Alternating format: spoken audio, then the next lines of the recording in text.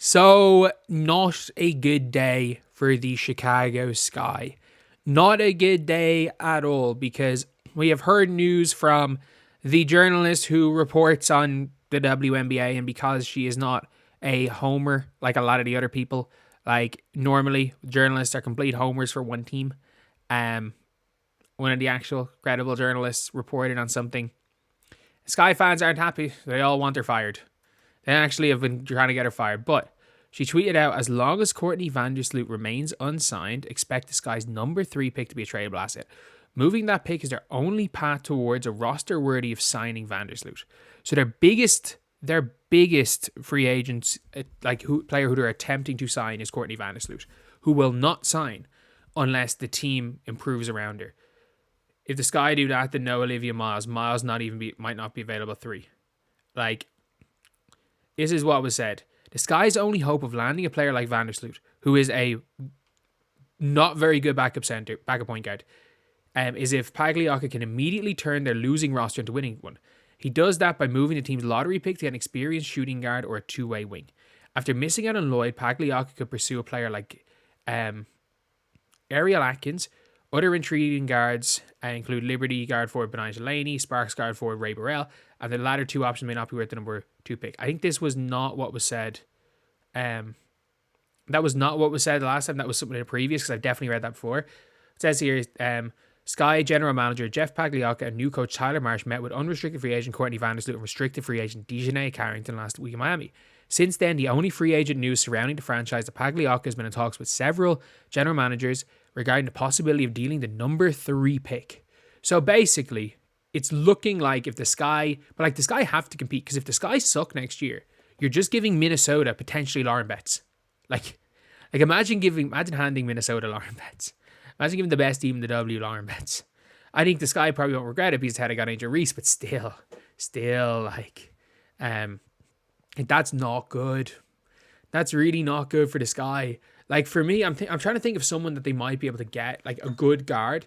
I think Alicia Gray is probably the best case scenario, because as much as I like Ariel Atkins, I think she's a perfect fit on the Fever. I think her all-around game is better than her offense, and they need her for offense. They need her for her shooting. I think Alicia Gray is better at both of them. I think Ariel Atkins is a better fit if you were at a Fever, and then Dejanay Carrington, I don't know what the hell the Connecticut Sun are going to do with Dejanay Carrington. Is it going to be a sign and trade? Because there's no way they're going to let her walk for nothing, right?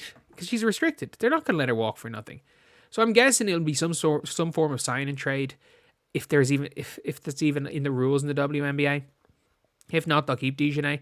And I have a weird prediction. We see something like, we could potentially, one of the rumors is, and I actually think could see maybe this happening, because Marina Mabry seemed fine coming off the bench as long as it's for a winning team.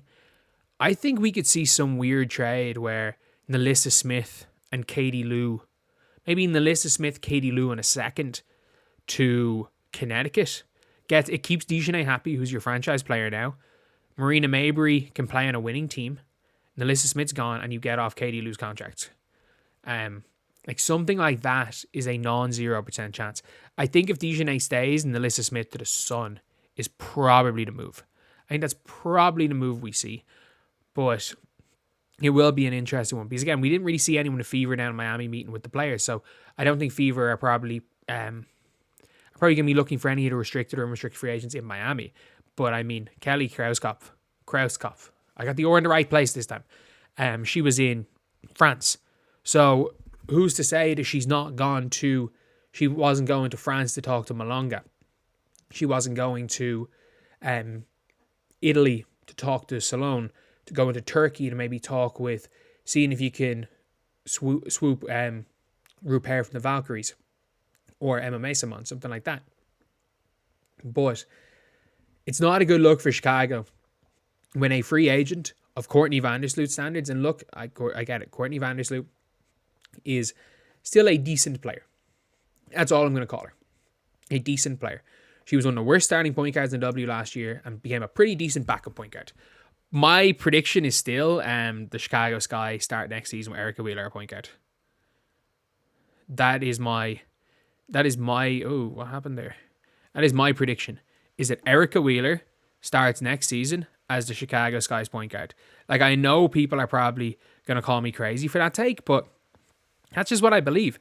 I think that it's the best bet that they can get in a point guard who actually will facilitate the bigs, can shoot the three a little bit, and is a former All-Star, and is a good vet presence, is a good locker room person. That is my prediction, though, that the player they end up getting is going to be Erica Wheeler. Because I think Erica Wheeler it's looking extremely, extremely unlikely that she's going to stay with the Phoenix, or not Phoenix Mercury, Jesus, the Indiana Fever. Thinking about the Phoenix Mercury too much, but it seems extremely unlikely she stays with the Indiana Fever. And with that being the case, I actually think she's someone the Sky should get, because she's a good locker room person. And with Camila Cardoso and Angel Reese, Erica Wheeler fits. She didn't fit as a backup beside Caitlin Clark, who played 35 minutes a game. She did not fit with Caitlin Clark at all. But I don't think Erica Wheeler was that bad. And that is my prediction, is that Erica Wheeler starts off next season as the Sky's point guard. Because I don't know about the fit of an Odyssey Sims. I don't know about the fit. I'm trying to think of other point guards available. Like, with the 10th pick, do they take a Sanaya Rivers? She doesn't shoot well enough. Like, there's not that many high-level point guards available that, like, will help the Sky and, like, fit archetype-wise. So I think maybe you just go, from what I've heard anyway, they're happy with Mariah Jefferson to play the one. They're happy if, like, from everything that I've read, it appears the Sky are happy with Mariah Jefferson. They want an upgrade. They would rather Mariah Jefferson be off the bench. Supposedly, they are perfectly happy running Mariah Jefferson. And again, these are like rumblings more so than sources. So I'm not going to claim any validity on that. But a lot of the time in the WNBA, the rumblings end up being right.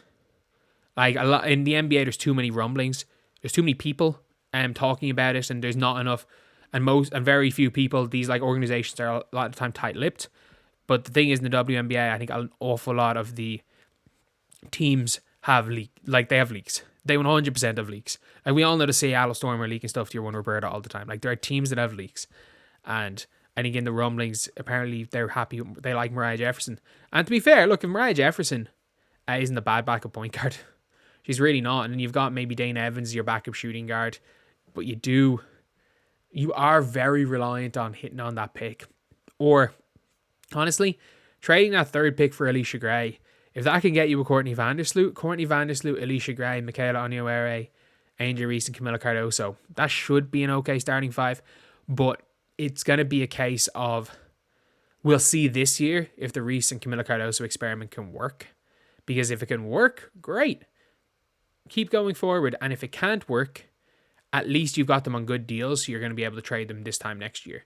But I still think they're going to give it, like, they're who they're building around. I think long-term, the likelihood of the situation is they build around one of them. But I'd say this year, they're going to give it a go for this year. And if it works out, great. If it doesn't, they've still got an incredible asset in whichever one they pick. So anyway, I'll see you guys.